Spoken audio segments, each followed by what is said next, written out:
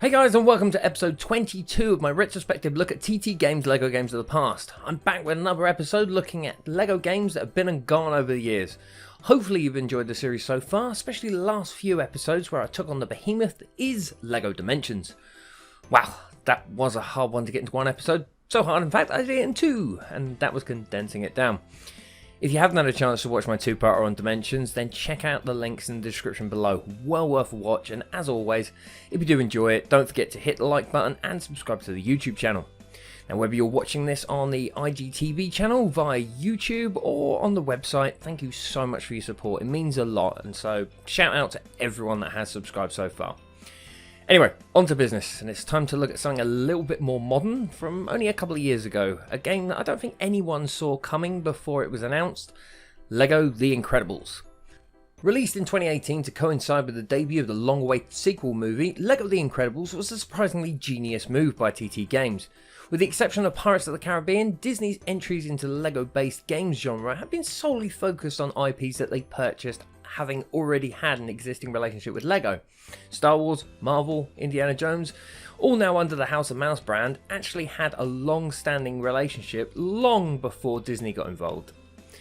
Incredibles, on the other hand, gave Pixar its time to finally shine, and with all the ingredients for utilising the solid, tried and tested mechanics of TT Games' LEGO games, i.e. superhero abilities to offer, this was a no-brainer.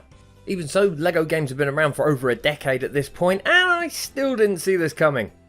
The story, unsurprisingly, follows the adventures seen in both the Incredibles movies, with 6 levels dedicated to each movie. What is odd, however, is that they're not played in chronological order, with the newer movie getting the first half of the game. I get why they wanted to do that, to promote the newer movie, but it just seems odd to kind of play through one adventure and then go backwards in time and play through the next adventure, especially given the impact that the first movie has on the characters leading into the sequel. This isn't the first time TT Games have done this though. LEGO Marvel's Avengers took a similar approach, with the first level being a recreation of the opening scene to Age of Ultron, before jumping back in time to the original Avengers movie. It seems less out of place there though, maybe because the MCU is a far more complex, intertwined narrative where you get to know a bit more about these characters anyway, compared to a couple of Pixar movies.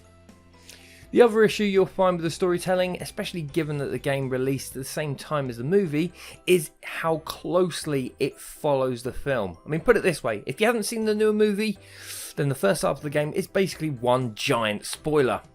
Good job I didn't review it when it came out.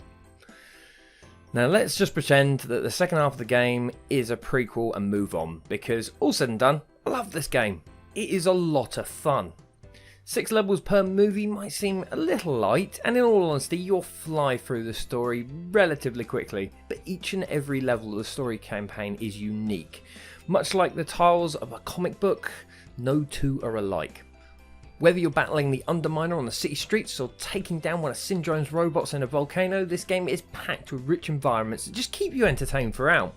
Where the game does add significant value outside of the core story, however, is in the open world. It's a decent size for a LEGO game, and packed, I mean packed to the brim with activities and Pixar Easter eggs for fans to enjoy. It's easily where most of the enjoyment comes from in this game, and I'll come back to that in a minute. Before talking more about the open world, however, let's focus on the gaming mechanics, and with every new franchise that gets the TT Games treatment, you're guaranteed to get some innovation as the developers play around a bit with new ideas, especially when they've got a new array of characters to play with. With the Incredibles, they already have a great template to begin with. They're superheroes, so there's a lot they can basically take from Marvel and DC games that they've already created. The Incredibles is, after all, the closest thing we're ever going to get to a truly awesome Fantastic Four movie. Mr. Incredible has a lot in common with the big figures of the other franchises. Hulk, The Thing, Solomon Grundy, take your pick. He's super strong, can smash through just about anything that's smashable. Elastigirl shares her skill set more with Mr. Fantastic or Plastic Man, though they've certainly evolved the mechanics here, taking inspiration from some of the movie scenes. So rather than just morphing into shapes that are needed for a specific puzzle, you can stretch out and use it for other means, like a bridge or to squeeze for a vent. I'm really hoping that future Marvel games actually do the same for Reed Richards. Dash is of course the Speedster. Every superhero team needs one. While the Flash and Quicksilver have already pretty much mastered the mechanics of a Speedster for a LEGO game, I don't ever remember either of them being so much fun. I mean, you can speed across water with this guy in this game. It is brilliant. Loved it. Violet is a combination of the Invisible Woman and a hint of Scarlet Witch in terms of her abilities in the game. Great for the stealth side of things, but she can also create a force-filled ball for certain puzzles. We'll come back to that in a sec. The Parr family wouldn't be complete without Jack, of course, and following the movie story in terms of his powers emerging, he is probably the most versatile of characters in most LEGO games. He has multiple power sets depending on which version of him you use, and he has a lot of powers. One mechanic that has had a decent upgrade in the game is the character combos. Yes, LEGO Avengers allowed two characters to work together in terms of team attacks at specific points, but this one's more like LEGO The Hobbit. The Incredibles has a much more fluid approach to two characters merging their powers to solve puzzles. Whether that's Mr. Incredible throwing Elastigirl or Dash jumping in Violet's force shield for a super speed bull run, this mechanic has finally been mastered, and let's hope, I hope and pray they find a way to get this into the Skywalker saga, because it's awesome. All of that is just the main family. The character list in this game expands out on every mention of a hero or just random side character from the two movies, and what we end up with is a vast array of B-movie superheroes and supporting characters, all with their own quirks. Though, if I'm honest, like most LEGO games, not many of them actually have unique powers that you need for the majority of the playthrough. There are a couple of special characters to unlock in the open world as well, and trust me, if you're a Pixar fan, you're going to get a real kick out of this. Lightning McQueen, Woody, Dory, Russell from Up, Sully, Wall-E, the entire Pixar history gets a nod in this game. Returning to the mechanics again, and another big addition here is the super attacks. It's a charged attack, so when you hit a certain level of combo points, you can unleash fury. It's similar to what you find in the LEGO Ninjago game, and like that, it's a brilliant addition that adds to otherwise bland standard fighting style in LEGO games.